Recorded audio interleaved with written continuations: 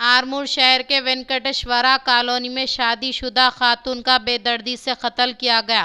मौके में पुलिस के तफसीलात के मुताबिक वेंकटेश्वरा कॉलोनी से ताल्लुक़ रखने वाले 33 साला वडला ममता को इनके शौहर जगदीश ने चाकू से गला काट कर कत्ल किया।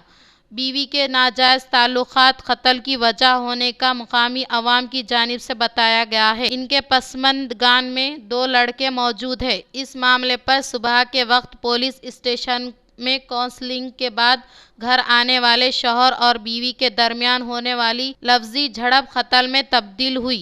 एसीपी वेंकटेश्वर रेड्डी सत्यनारायण गौड ने जाए मुकाम का जायजा लिया। ఈ రోజు ఆర్మూర్ పట్టణంలో అందాజ 3 గంటల ప్రాంతంలో వెంకటేశ్వర కాలనీ నందు వడ్ల జగదీషు తన భార్య మమతను అక్రమ సంబంధం అనే అనుమానంతో ఇంట్లో ఉన్న కత్తితోని గొంతుతో కోసి చంపినాడు. ఇట్టి డైలెండెడ్ ద్వారా సమాచారం రాగా పోలీసులు నేరస్థలంకి వచ్చి దర్యాప్తు చేస్తున్నారు. పూర్తి వివరాలు దర్యాప్తులో